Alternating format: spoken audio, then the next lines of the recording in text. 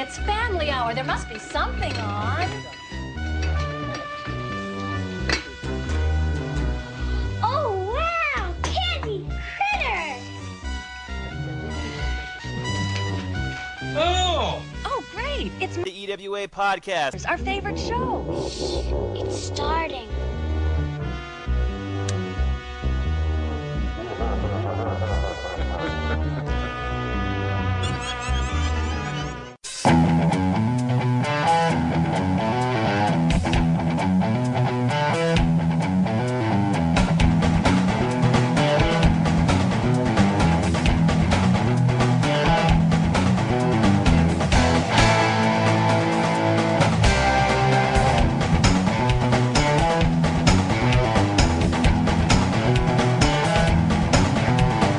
Let the rain fall down and wake my dreams. Let it wash away my sanity. 'Cause I wanna feel the thunder, I wanna scream. Let the rain fall down, I'm coming home.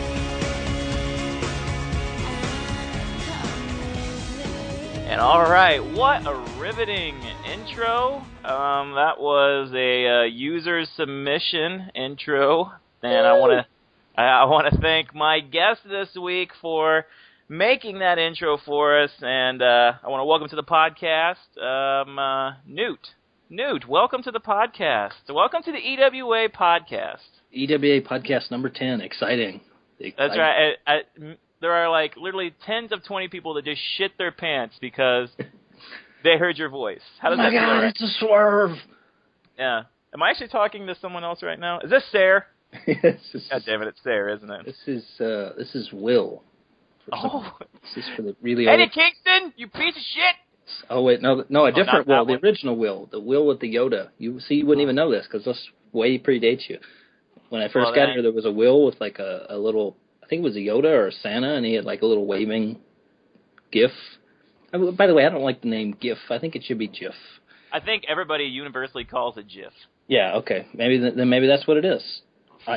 I call it like a GIF file. Oh, do you? Yeah. Like I don't like all those names. Like Yeah. JPEG, I got. JPEG, I'm fine with. Anyway, this is a terrible way to start the podcast.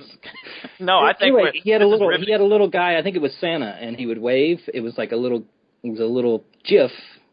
Choosy moms choose GIF, and it's a little GIF of Santa waving. And I believe he was Sean Waltman. I don't know. That was the very early days. I didn't pay a lot of attention, and all those guys were terrible. EWA Hall of Famer Sean Waltman? Yeah, I believe so. I think that was him. I see that. All right, well, you know what? Let's I don't even know how we got on that. I don't know where we started. Oh, no, it was all you. I was doing a good job. I know. But, Completely derailed this thing. I'm not really Newt. I'm a homeless man that the woman that plays Newt paid to do this. So you guys hear that? Those of you who owe me $10 know that you owe me $10 now because we just found out Newt's really a woman. yes, So used to be a man, that. but she's now a woman. that's another story for another day. Yeah, that's for podcast 14. All right, I look forward to that. Let's get down to brass tacks. You know what? I have Newt on the podcast, and I know people are wanting to know the answers to some serious questions. No. That's right, so let's get right down to it. Newt, how did you feel about John Cena single-handedly defeating The Shield on Monday Night Raw this week? This is going to be a big surprise to you, Craig, but not to probably Steve and anybody else that's been around for a long time. So probably just Steve. I don't really pay much attention to the WWE. I kind of hate the WWE with a passion. I'm more of a TNA guy. That's right. I said it, and I'm proud. I'm proud of that. Well, thanks for coming on to the podcast. If you guys want to come on and join me. It's really easy, people. Just sign up to Skype. No, I didn't watch. I did tape Raw. I keep up with WWE to the extent of I can watch a Raw 3 hours now. It is like 6 hours. It wouldn't matter, like in 10 minutes because I just fast forward through the whole thing. But I was never a WWE guy. Well, I take that back. I was a WWF guy back in the day. Right. And Craig, you hurt my feelings when you didn't know the $1 Million Man Andre I the know. Giant angle. That's like my favorite angle of all time. I know. I told Brett that I was like, I really screwed the pooch with that. You really, I mean, it's a miracle you've won any matches since then. And then you got on the podcast and you said you were 29. I thought you were like 14 at that point. I was like, I'm just going to give it to him because he's 14, and he doesn't know. But anyway, That's right. Yeah. no, I totally loved WWF up to a point, and it was just because I was. Here's my opinion on this, and I'll get this out of the way real quick. I think WWF brainwashes people, or WWE, whatever it is, the WWE universe. They brainwash people, and then you think they're so great, but they're really not. Like as a kid, I was like a big WWF guy, but like a few years later, I got exposed to like NWA and WCW, and to me, that stuff was just so vastly superior to what I had enjoyed as a kid that it was like, I can't believe. And by the way, I don't know if you can hear that. Can you hear that noise in the background? Mm-hmm. Yeah, it's my cat. And Okay. I wonder if it's some kind of animal. Some yes, kind. my cat's. It's like you're doing a podcast. I'm making a bunch of noise now. Anyway, Remember the scratching post you bought me 3 years ago? yeah, that I've I'm gonna never use it touched. today. Now it's time. I'm going to use it today. Anyway, I tied my girlfriend up in the basement so that she wouldn't make any noise, and then the cat. I mean, it's ridiculous. I knew something was wrong when there was a white girl running towards me before this podcast. yes. What was that lyric? I can't remember now. we ate ribs with that guy. Yes, we ate ribs with that dude. I love that song. Anyway, so I think WWF brainwashes you to where you really think it's. And don't get me wrong, like I look back on that stuff, and a lot of it was great. But you look at the NWA stuff, same time going on, vastly superior. I feel like it's the same thing now with TNA. Yeah. But I was a big right before Hogan come in, I really got into WCW, and I basically everybody talks about the Attitude Era, and it was great, and yada, yada, yada, and it was in a lot of respects, but, if you look at top to bottom of the card, a lot of that crap was garbage, whereas WCW, had a much better overall card and stuff. So, anyway, point being, when WCW went out of business, it was hard times for the Newtster. I was sad, even though it went down. I mean, don't get me wrong. I skipped some thunders towards the end. We were all busy on Thursday night. It brings a lot of tears to your eye. But anyway, so I keep up with WWE. The point is, when TNA come around, it was the greatest thing that ever happened to me because there was something else. WWE is so one way always. Even going way back, and they've just even in recent years they've sort of just become even more. So clean, everybody looks the same. And this has been talked about on the forums and stuff. All the guys coming from OVW and stuff. Everybody looks the same and acts the same and yada yada yada. I'm not telling anything you don't already know, but when a guy like Fandango comes in, we get mad that they're trying to think outside the box, and it's like, well, this is stupid. But then they send 3 more guys up that are just more of the same, Right, and I agree. I mean, don't get me wrong, there's diamonds in the rough. I mean, and there's a lot of guys I like at WWE. To me, it's the infrastructure of WWE. I think maybe if everybody that ran the company died, there might be a chance. I didn't respond to that thread somebody started the other day about the one thing you could change. I think it was Price or something. He's ever the optimist. My one thing that I would change is I would have the WWE go out of business because I think it would be the best thing for wrestling. You look at, like I said, to me, WCW was always doing better stuff, even if it was wacky and just completely fucking insane stuff. You just never get that on a Raw. You know what I mean? It's all so clean and polished, and that stuff drives me nuts. So TNA is a little dirtier. They're still not, to me, they're not as good as WCW was. But I'm more of a TNA guy, is what I'm getting at. So I do keep up. I keep up with WWE. Begrudgingly for a couple of years. I think that's where I was getting at 20 minutes ago when I started this tangent, was that when the WCW went out of business, I had to keep up with WWE because there was nothing else left. And I always kept up with WWE, but even then I feel like when WCW was going on, they were a lot more interesting. Yeah. And then when it was just them, I think they've just and so I don't keep too much track. So I did not watch. Okay. There's the answer. There's the answer you were looking for 20 minutes later. See, I told you we could do an hour. Standing on my head. We haven't talked one EWA thing. Like everybody has tuned out at this point. You should probably cut this and put it at the end. I will. I'll put it in where they least expect it. WWE talk. Now, is there talks about why he likes TNA? Okay, part 2. Is there a specific show, like whether it's TNA or Monday Night Raw, that you kind of model Slam after whenever you're making the flow of the show? If I modeled any show, and this will predate you, but when I took over Warzone, which was my first real EWA show, the first thing I did was I brought in 2 announcers, and they were Tony Schiavone, which don't even get me started on Tony Schiavone because I think he's the best announcer of all time. And Dusty Rhodes? And Dusty Rhodes. And Yeah. the reason I brought in Tony Schiavone and Dusty Rhodes, my favorite all-time wrestling show, WCW Saturday Night. Oh, yeah. Because you could have the fucking worst match in the world, right? And Tony and Dusty can talk, and they have a ball. And it's like, it's not wrestling today where it's like, oh, what's John Cena going to do later tonight? And they don't talk about the match. Like, Dusty will spend 10 minutes talking about, the jobbers or whatever, and Tony will go with him, and they'll have this just fantastic conversation. So to me, if I was going to model it after anything, it would probably be WCW Saturday Night. Of course. That was the one that came on after, like, Captain Planet, right? Yeah, well, yeah, it was like, and I look back and I missed a lot of stuff as a kid. I remember my great aunt, my great aunt or something. Her husband. She was okay. She was great. She was. Oh, sorry. She could do a superplex really well. No, she married this dude, and he was like real into like WCW wrestling, and this was like when I was real little, and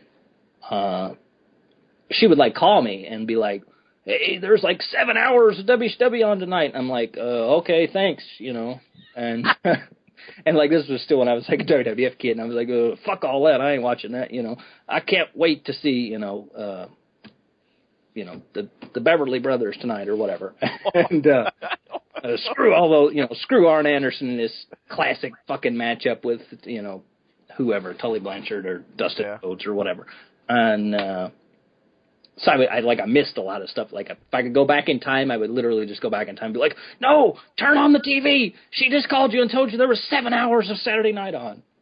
Anyway, so Saturday Night. But honestly, Slam is probably like a combination of Nitro and Raw during the Attitude Era. And I hate the fucking name Attitude Era. It's the NWO era, if you ask me, because that's really when things got interesting. But I'll take my WCW fanboy shirt off now. All right. But anyway, I mean, I try to model it after the main shows, but I always like those touches of, which is probably why I have more fun writing Fury than I do Slam, because it's... Yeah, you can tell. I mean, not that it's bad, but you can tell you have a good time writing Fury. Yeah, I put way too much work into Fury. I got to stop doing that. Is Slam a difficult show to put together? Slam's it's weird. Here's what happens on Slam. Okay. Every week, we'll book whatever matches. Mm-hmm. And then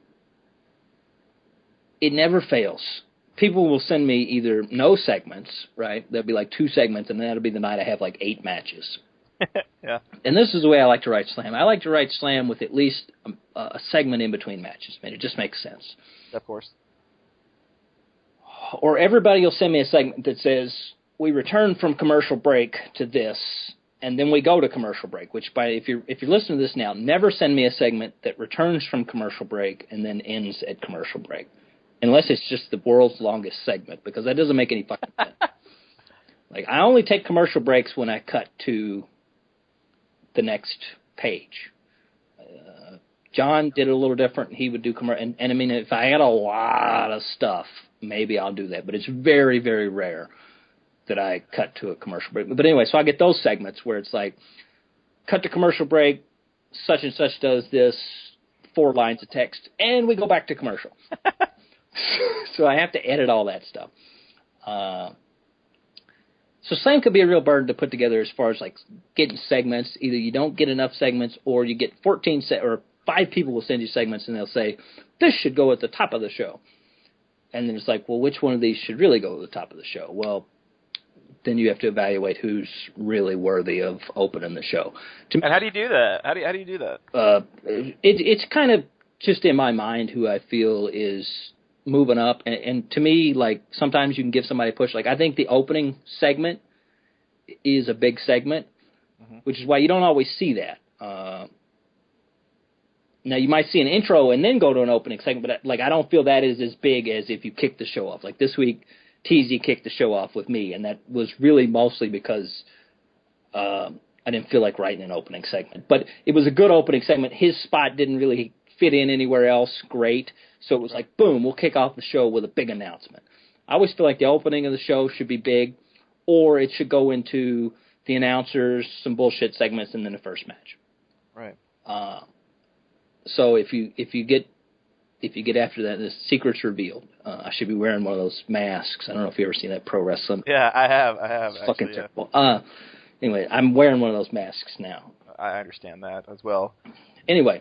How do you decide, like, what's the main event? Now, do you go by, like, the role plays that week, or do you just say, fuck it, this is the main event? Here's the thing on the main event, and I hate this. In recent months, there's been a lot of segments as the main event. I hate that. I hate that shit with a passion.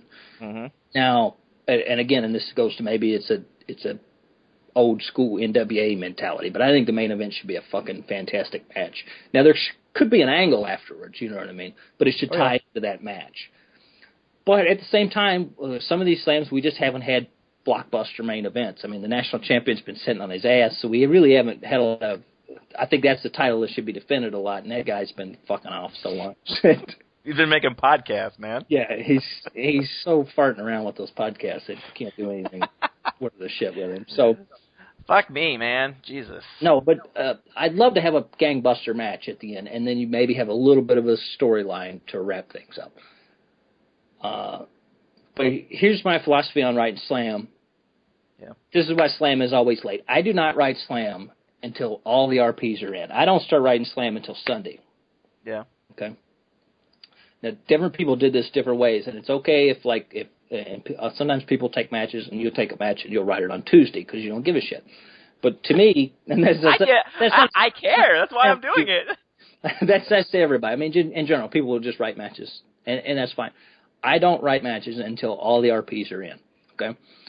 And my thought on that is the main event can change. I do not book a main event unless it's just the gangbusters. You know, if CM Punk is fighting, if I'm coming out of retirement, that's going to be the main event, right?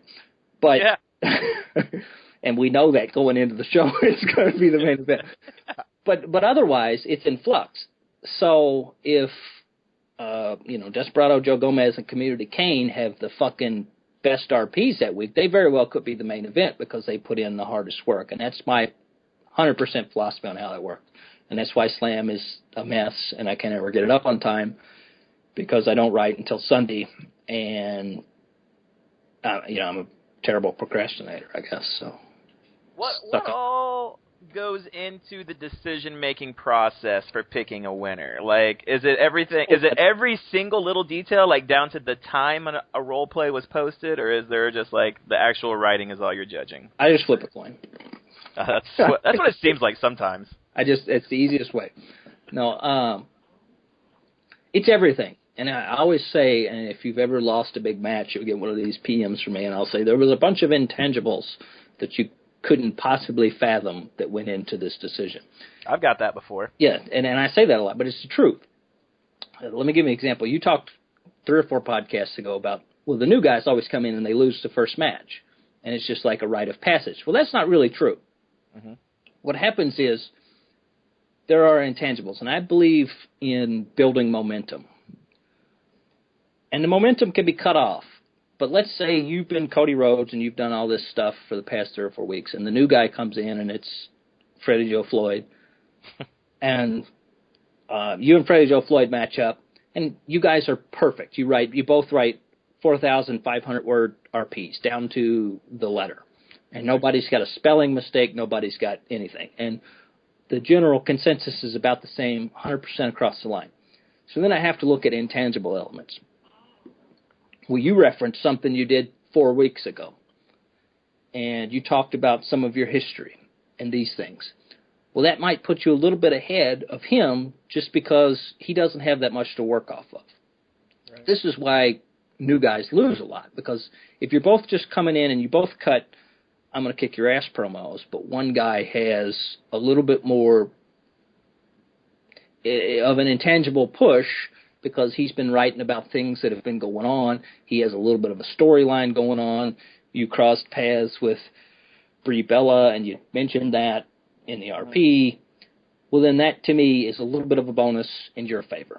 Now, that does not mean a new guy can't come in and you both cut I'm going to kick your ass promos, and you just ramble on about whatever, and he creates a fascinating story, and I'm like, wow, this guy, he's new, but fuck, his story's great, you know. Yeah.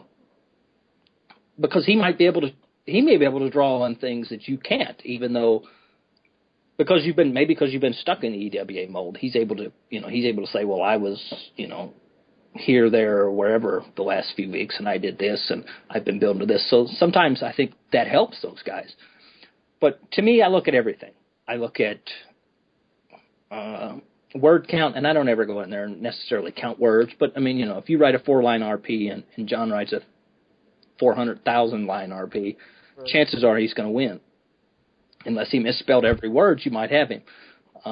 You might be opening the floodgates with that statement for longer type role play. So you may want to quantify that. Anybody that says that, I do not care for longer RPs.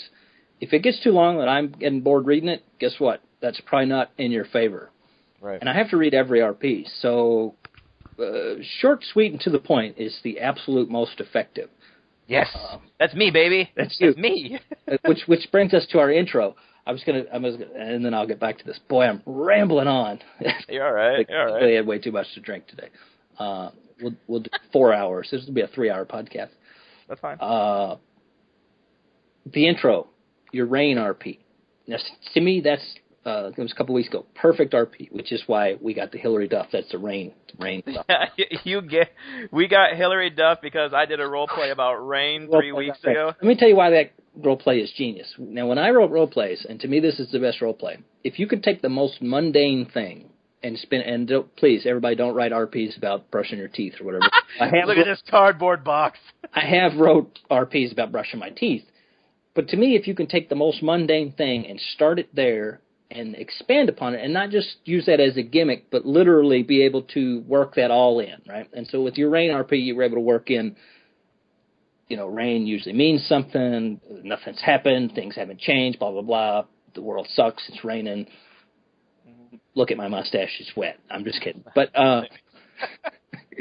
so anyway, to me, that's like if you can take a simple idea and expand upon it beyond that, I think that's a great RP. So I look at everything. I look at, what your concept is, what you're saying. I'm not a guy who holds back certain RPs. Like this goes back to the Cleve Fuzz thing where there was some debate on, what the fuck are Al Snow and them even talking about? Yeah. And that's always hard for me to judge that. But I was one of the first guys when I come into EWA and I was doing wacky Patriot RPs. A lot of times I lost just because they were wacky Patriot. They were outside the box. They were too far outside the box, says Sir, and the rest of the people making the decisions. That just doesn't even make any. I did a RP where the Patriot went to meet George Bush to save the tag team championships, and there was this whole thread about it. And this is years and years and years ago, so you won't find the thread. But it was that doesn't make any sense. How could he go? It's retarded that he would go to George Bush. It was okay, so he went to somebody pretending to be George Bush. He went to the president to save the tag team. It was a gag, But to me, it was a fantastic RP. It was certainly better than whatever the fuck my opponents did that week. Yeah. So I don't hold back on that. If you got a funny outside the box RP, great. Now, and I'm not saying you can write an RP where anything goes, because I still think there should be some sort of realism in there. But, like I said, I look at everything. And if you got two fantastic RPers, then it really does get down to the nitty-gritty. It gets down to, you misspelled a word, and the other guy didn't. If I'm looking for that, and trust me, there have been times where it's that razor thin. A lot more than I cared for it to be, you know what I mean? But it comes down, well, what did I enjoy best? What intangible elements are there? What kind of push has this guy created for himself? What storylines has he got going on? Where is he going? And then, if everything matches up equal, and a lot of times it is, well, then it becomes nitpicking. Well, he misspelled 14 words, and there was, I can't think of who it was off the top of my head now, but, and I don't think they're in EWA anymore, but there used to be somebody that was pretty good, but it was like they had a lot of just erroneous spelling errors, and it would that would come back on you. Like, I'm a grammar guy. Yeah. But I don't go in there and say, well, you misspelled a word and you misspelled a word, so you've lost. What about things razor thin margins when that kind of stuff comes up? What about things like fucking up the code or calling the title the wrong name or something? Yeah, like that can. I mean, again, if it gets that nitty gritty, I'm trying to think of somebody like if you and Blackman are really going at it and you're, that close that it becomes down to if I have to take out the scalpel, then it might be those little, razor thin margins. I try not to do that. I mean, most often it's not usually. Usually there's a pretty clear winner, or most heavily is what I, enjoyed most. And I get that that's sort of a arbitrary way of doing it, but that's the only way you can do it. I mean, otherwise you literally are flipping a coin. What's probably the hardest decision you've ever had to make in a match? I don't know. Hardest decision, Civil War is always hard. And Super Brawl is always hard. Super Brawl is hard because, and it got everybody, my favorite match is Super Brawl. The hardest match to choose is Super Brawl. Yeah. Well, I mean, it is hard. Yeah, it's the granddaddy, yeah. Yeah, I mean, we put a lot of effort into that, and I hold Super Brawl really dear because I lost several times when I shouldn't have. So I always try to really weigh that decision, as best I can. I mean, there's a lot going on that week. You got, depending on the Super Brawl, you might have 3, 4, 5 guys, and they might be posting 3, 4 RPs, and you got joint RPs. Like this year, and I told this to Bryce, and you might not. I don't even know if you were aware of this, but the Vegas Connection, to me, you guys were really rolling, and I realize you're not part of the Vegas Connection, but you were that week. You guys were rolling in like a snowball into an avalanche. But it started to kind of come undone to me, that it was starting to turn back into a snowball. But it was just enough to get you up over the hill. You know what I mean? Whereas, Bryce maybe come in, his team come in a little different, but they started to really build up momentum. And some of the other teams, Blackman's team, started to really build up momentum. It was like, man, if this had went a couple more RPs, you guys wouldn't have won, you know what I mean? Or maybe even one more RP, you guys might not would have won. It would have been, but that's really close margins, Again, you're looking at everything, and it's how many stories are created there. Looking at this past year's, and it's hard for me to remember everything, but Team Angle had they had sort of just one big storyline, but it was a great fucking storyline that built up, with Daniels getting kicked out, or Danielson, or whatever the hell his name is, getting kicked out. And so there was a lot and the tension between Punk and Angle, and who knew that was going to go for another 12 months. But it wasn't even planned, for that at the time. But that's how good a storyline it was coming out of that. So, but the Vegas Connection was able to hit just enough, to tick just enough of the right boxes to get through, but it was very thin margins, and I think Super Brawl always is. Anybody that's had to judge Super Brawl, except for when Sir's drunk or whatever, and it's just like, the cabinet wins. Sorry, you're not bitter. That's okay. Old wounds still sting. But no, seriously, if you seriously look down and you read all those RPs and you start thinking, it becomes a kind of what I do when I'm going through Super Brawl is I kind of mark down, well, what did I think of this RP, and what did I think? So then I go back and I look and I say, well, this is what Team Angle put up, and I thought this RP was great, and this RP was okay, and this RP was fucking amazing, and this RP sucked.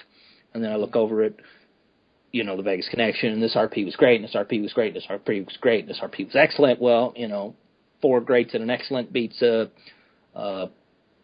2 excellents, a great, and a sucks, or whatever. You kind of have to keep it because you're grading 45 RPs, that week for one match. So those are always the hardest matches to pick. It's much easier for me to do 2-on-2. I prefer 3 RPs, but nobody wants to do 3 RPs. Yeah. It's just so much easier if you have an odd number. 1 RP to 1 RP sucks. 2 RP to 2 RP suck. And we do a lot of that 1 RP. Steve, because he can't write more than 1 RP. He's out there. He's writing posts every day. He's writing enough posts to write an RP. Right. He's like, can we do a 1 RP match? Those are always hard to judge because there's so little to go on. And that's why I really love the 3 RP format, but I did the 3 RP format for years, so I know why people don't want to do it. And trust me, I don't want to read, what is there, 14 matches on Slam this week. I don't really want to read 78 RPs either. Yeah. Do you start reading the RPs as they're posted, or do you wait until the end and then just kind of take it all in? Me and John are kind of on the same page with this. I was very curious to hear what he did. I try to look at them during the week, but I don't get to everybody's. Sometimes people, and this is the same with segments. If you send me a segment, I'm not looking at it till Sunday.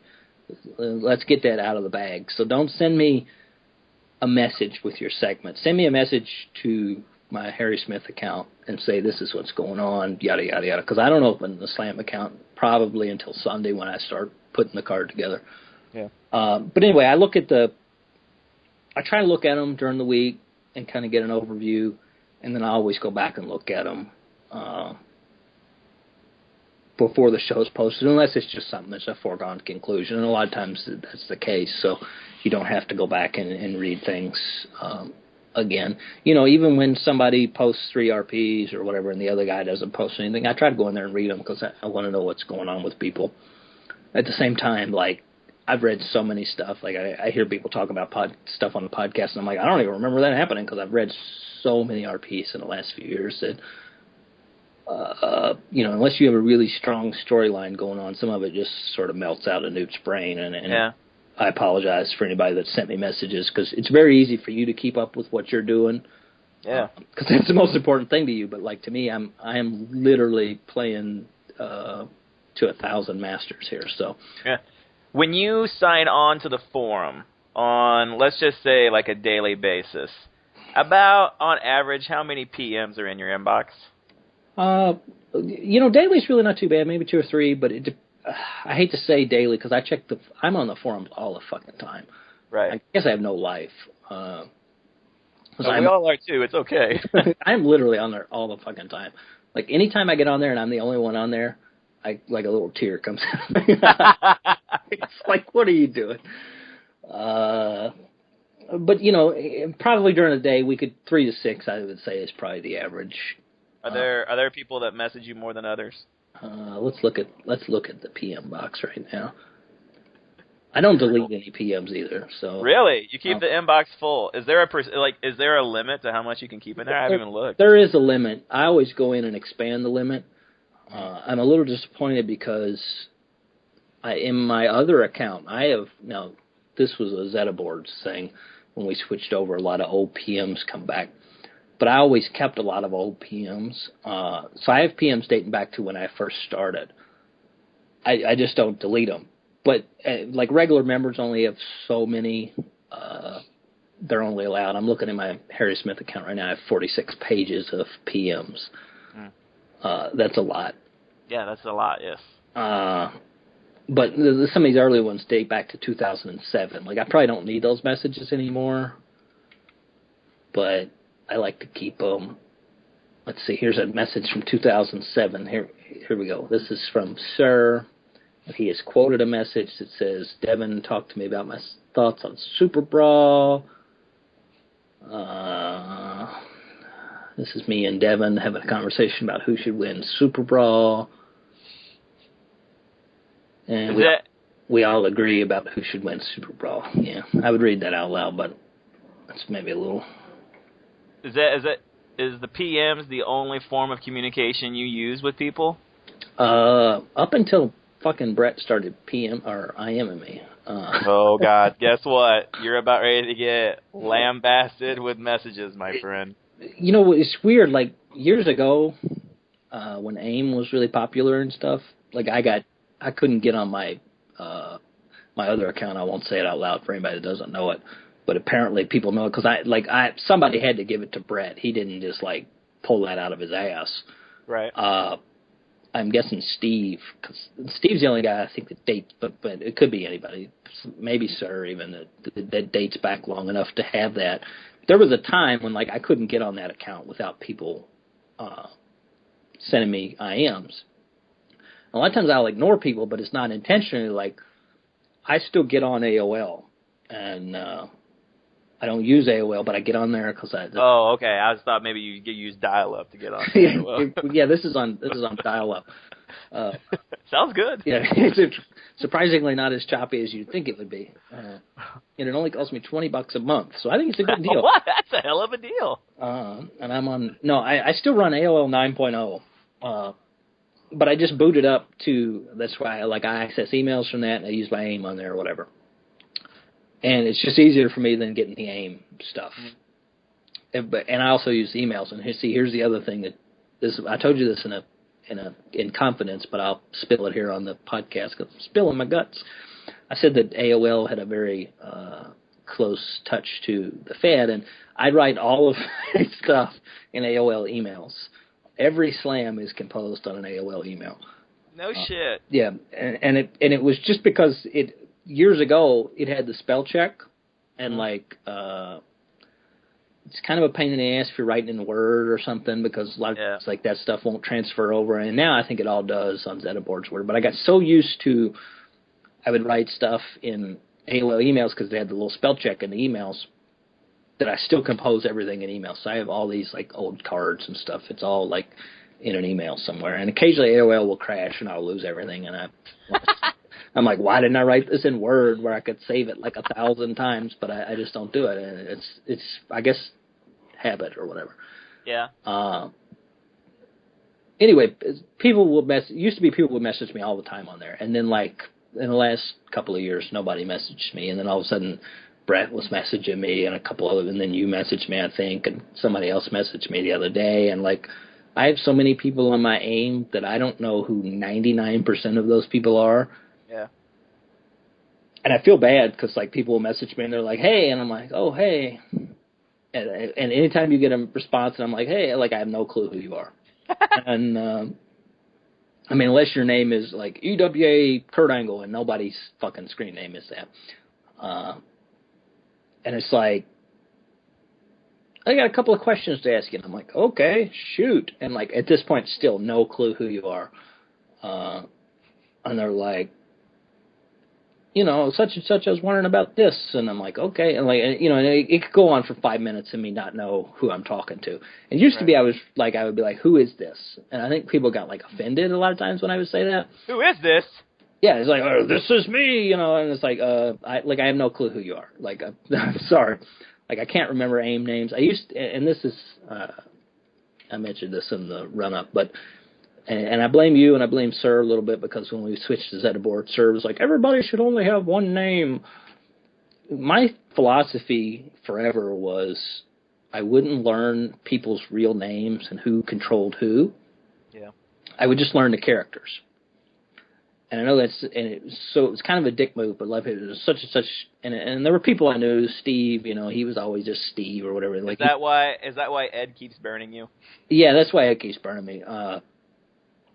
It's just it's a weakness of my own, but people, like there were certain people you kind of knew because they just put their shit so front and center, Devin and I don't know, Sir, and anybody that only handled one character, sometimes you would learn who they were beyond that. But as I started running the Fed, and this just not just EWA but other Feds I've ran, my philosophy was always kind of, if I only know the character, then I can never hold that against them. Right. So let's say, as an example, you're Craig, right, but you handle Cody Rhodes, and I know you're Craig, and you handle Cody Rhodes, and you're a fucking dick, and I hate you. You always, you know. Is this hypothetical? This is hypothetical. Oh, okay, good. Not really, but shit. No, but you always, you're sending me PM. You're whining about every fucking match you lost. You're sending it. You're like, I'm going to send you this segment, and then it comes 10 hours late. Because, by the way, not every time the fucking card is late. It's not always my fault. Sometimes I'm waiting on some jabroni who promises me the most important fucking thing, and then they don't send it to me. Let the record show it is never Craig. It's never Craig. Craig sends me. Craig doesn't like segments. So, but... so, I am not the guest, goddammit. Get off of me. And I come up with a fun game earlier for you, too. Anyway, 8-hour podcast. We've gotten nowhere. We haven't even gotten into how I got to the EWA yet. Anyway, I probably shouldn't be crunching ice on the podcast. Anyway, I don't even know what the fuck I was talking about. Wait, so, no, I lost it. What was I talking about? You're talking about how you can't separate the person from the character. Right. Sorry. This is the other part. This is why people lose, because I don't remember anything. They're like, that guy with the Alzheimer's is running the Fed. That's perfect. Yeah, so anyway, the idea was Craig's a dick. He runs Cody Rhodes. Cody Rhodes is a dick. Right. But then if you sign up as Wade Barrett, and I didn't know Craig was handling Wade Barrett, and Wade Barrett was doing great, I would never look back and a big opportunity comes. Let's say you no-showed a lot. Like, let's say you're Ed. And you're notorious for being put in a great fucking advantageous position, and then you just no-show and kill an angle and destroy a character, and then you just never sign in as that guy again and don't role-play as him. Once again, hypothetical. Totally hypothetical. I mean, this is not a shot at Ed at all. Anyway.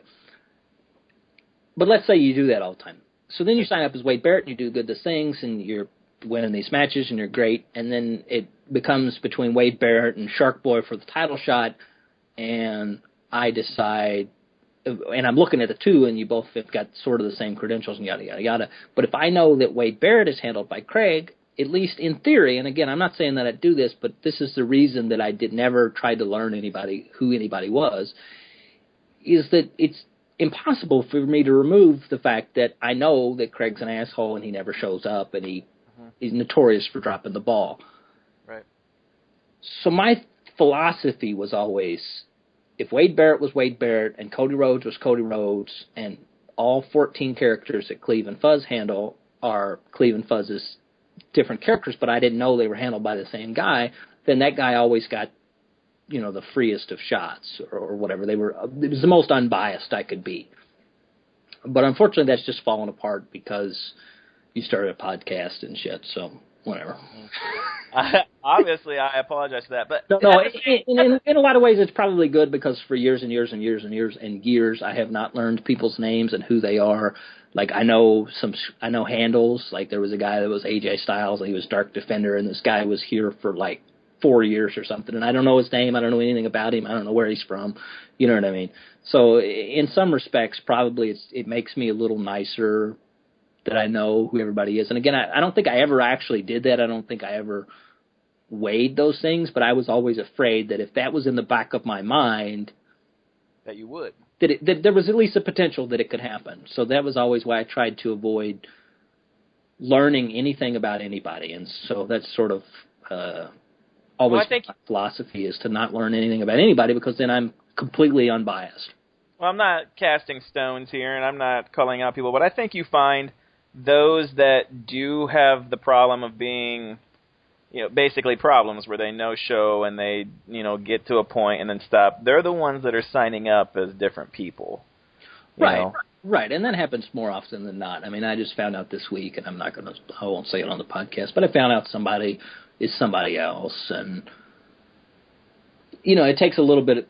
And again, see if I didn't know this stuff, it wouldn't take the wind out of my sails. But it's like, oh, I know who's handling that, so we'll see where it goes. But instead of me being excited because hey, here's this new guy, doing this, it's kind of like, oh, okay, we'll see how long this lasts, Mm-hmm. Yeah, you kind of just wait for the wheels to fall off because history has shown that. Right, and, I've always tried to be really fair, and I don't know, there are a lot of different people that run stuff, but I've always, and I think if you look historically in the EWA, when I've been in charge,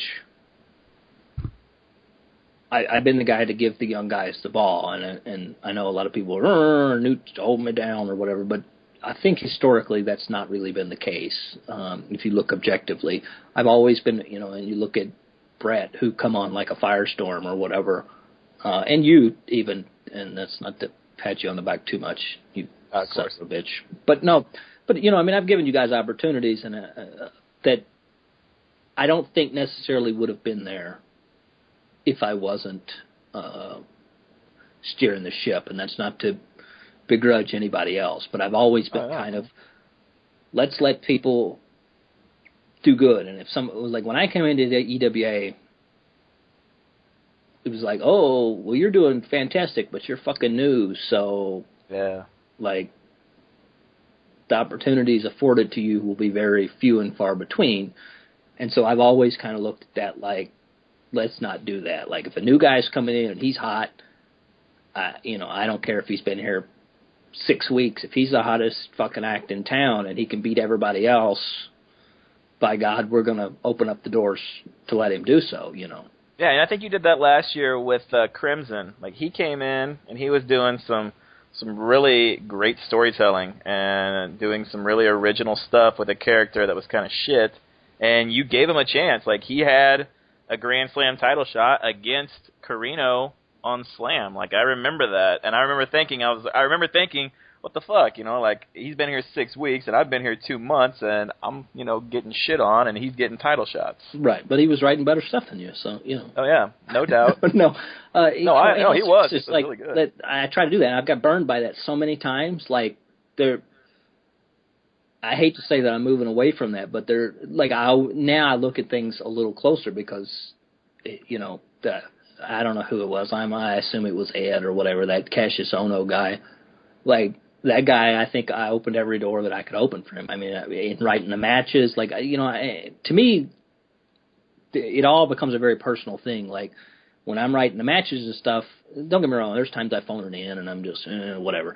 But like if I feel like somebody's really doing good, like I'm putting my heart into that match, Mm-hmm. and that's why. And so, like, that guy was building momentum. I mean, like, I have it in my head. I'm like, well, this guy is going to be, a future guy. And then, he completely fizzled out. He fucking sucks, and I'd strangle him if I met him on the street.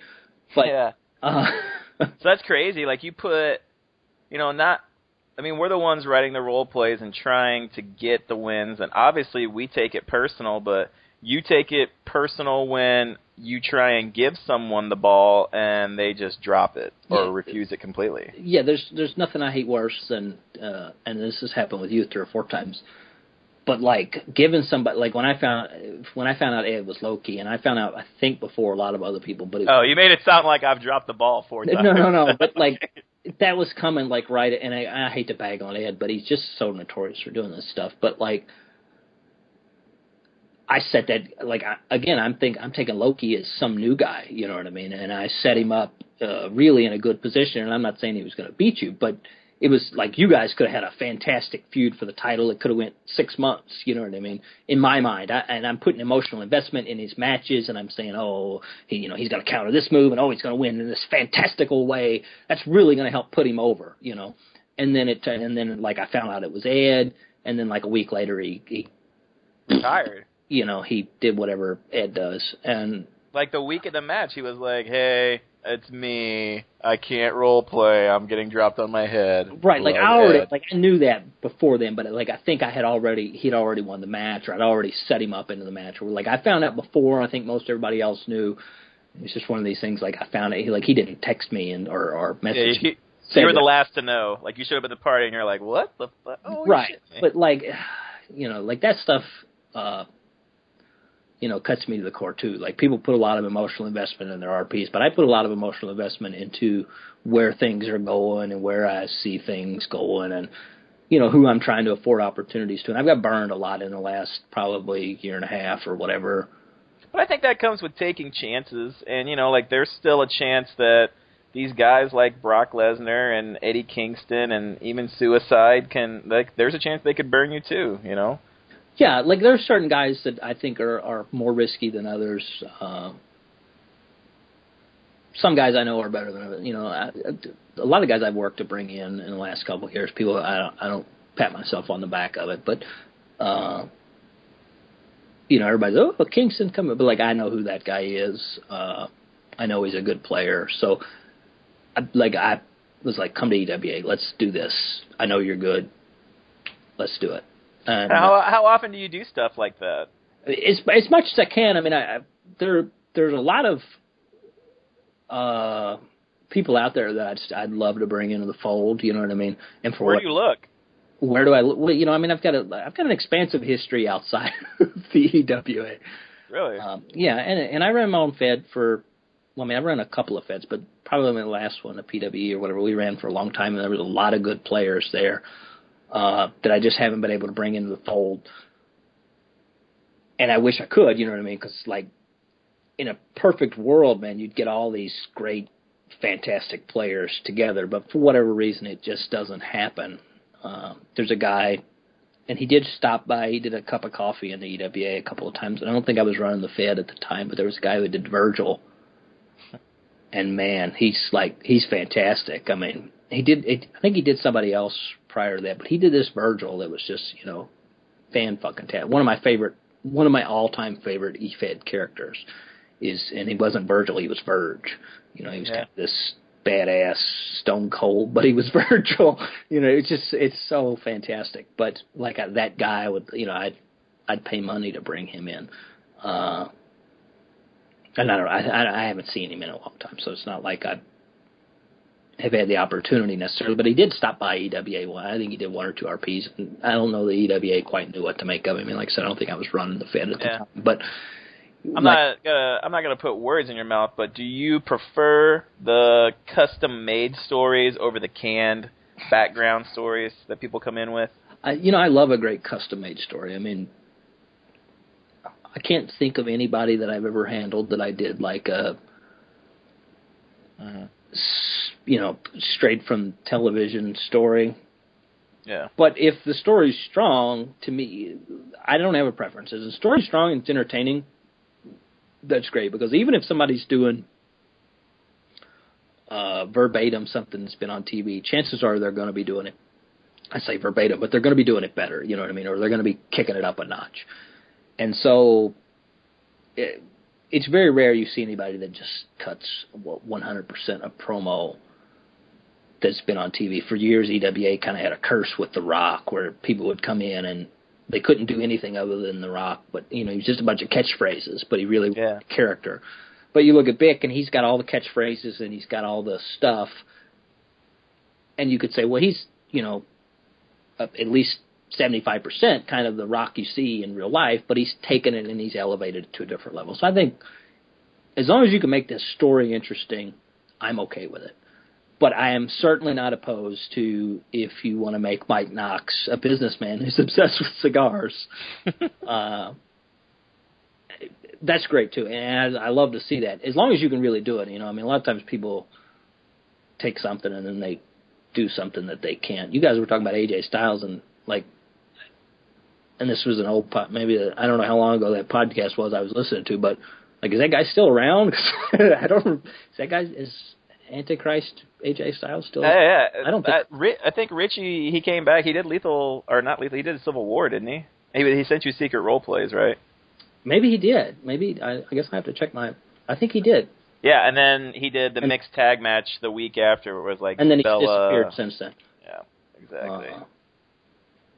I mean, is that? But that was a little out there. I don't know that worked. Have to. Yeah, okay. His last. I'm looking at my PMs here. The last PM I got from him is the end of March. But has anyone just sent you something that's just, whether it's been a segment or a role play or anything, where it's just been like that's just awful. That's just awful and not what you're wanting it to be. Yeah, I mean, I nix a lot of stuff and people get angry, I think. Really? But I mean, I try to nix a lot of stuff. There's a few things that happened. I was in charge of EWA for a while, and then I left. John was in charge. When I came back, it was real hard for me to get the reins back. And this is not a bash on John at all, but I felt like when I came back in, there was a fucking circus here. Yeah. And some of that was because Devin had been in charge for a little interim in between there as well. And I don't know how much, like, John was just letting things go, and I don't know how much Devin was letting things go, but, like, when I came back in, there was a lot, like, how I wanted to do things and how everybody else was doing things were really different. Can you give me an example? Well, the most basic example is there would be, like, 14 matches on a Slam or something. And, like, to me, like, that's not a show. Shows don't flow like that. And so there'd be 14 matches and 78 segments or whatever, and so when I come in, it was like, we're having 4 matches. And, like, people were, what do you mean we're having 4 matches?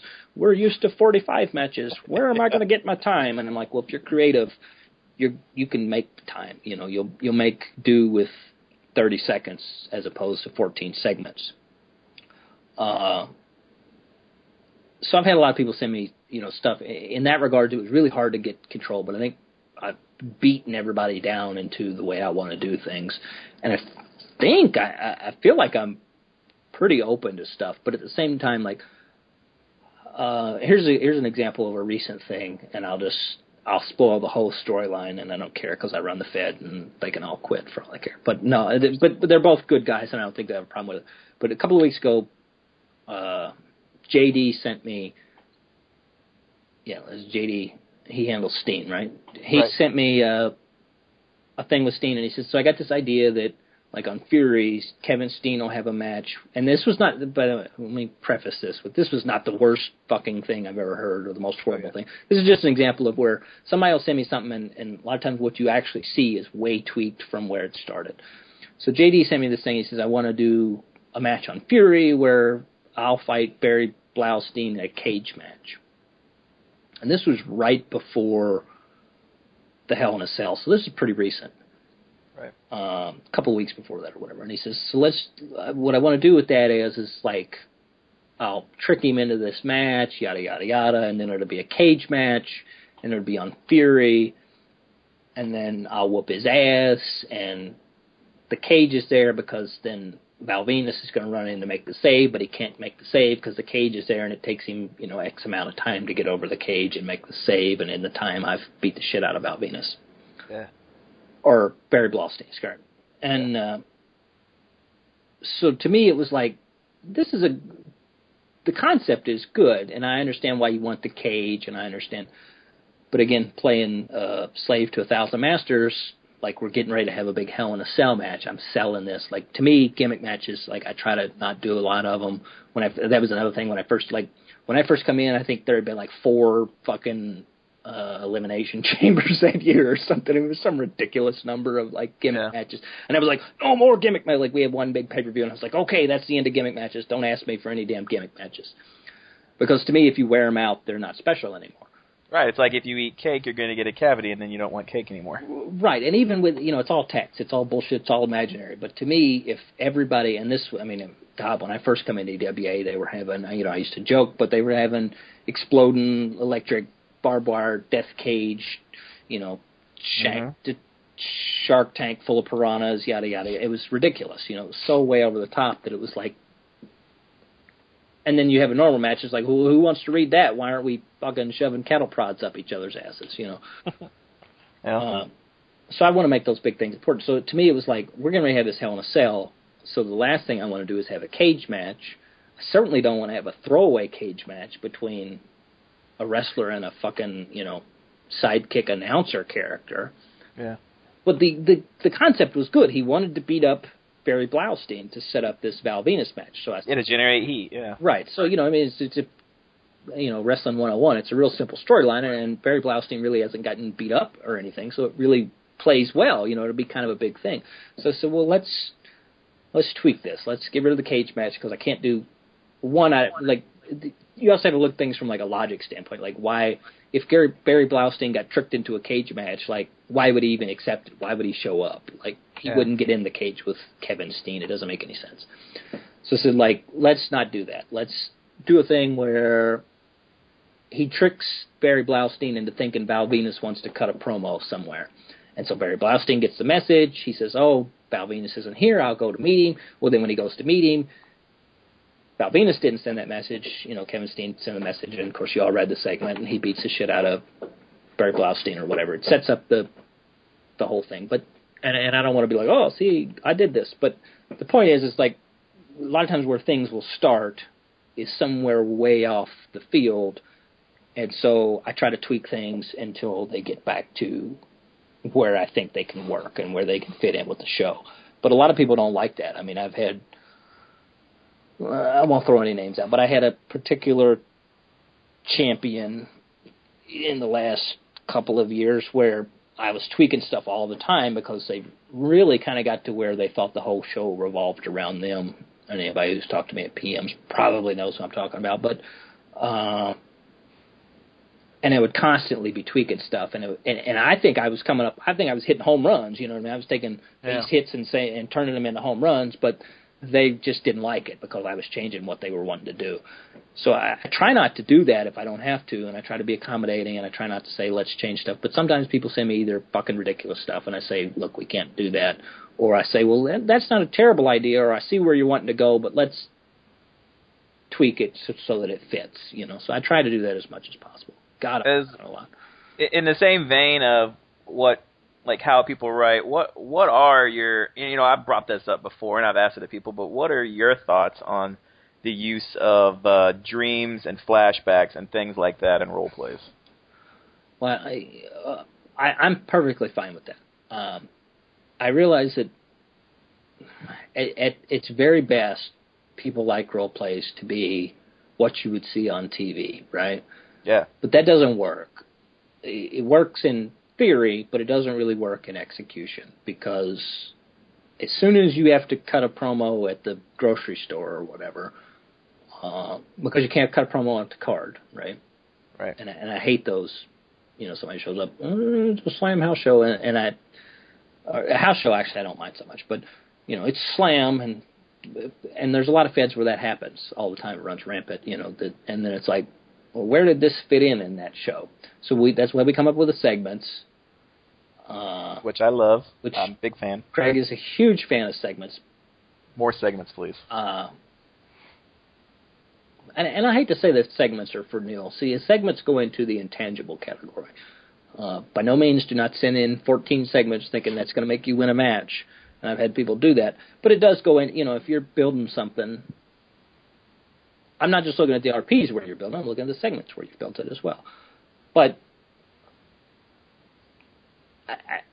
I've always been open to outside-the-box creative writing because it's creative writing. And if you're, you know, it would be hypocritical of me to say dreams and all that stuff I don't like because I probably originated them here in the EWA. When I come in, everybody was like, what the fuck are you doing? Yeah. That's not how we write role plays. And so, for better or worse, I probably brought all that stuff here. Or at the very least, popularized it. Because Rex will respond and be like, brr! But truth be told, I probably brought all that stuff here. So I can't, it'd be hypocritical of me to say that I don't appreciate that stuff when it's done well. And that's the caveat with everything. You have to do it well. Like, I don't care what you write about. I don't care if you mention your opponent or you don't. But you have to, it has to be really compelling. And if you don't mention your opponent and you're talking about gibberish, then it has to be all the more compelling to me. You know what I mean? Because it's very easy to look at two I'm going to kick your ass promos and say, well, this one was better than this one. But if you do something outside of the box, you might get a little bonus points for doing it outside the box, but then it better be good in all these other areas as well to make up for the lack of not addressing your opponent, not talking about what you've been doing, you know, yada, yada, yada. I don't think you can just do flashbacks necessarily all the time.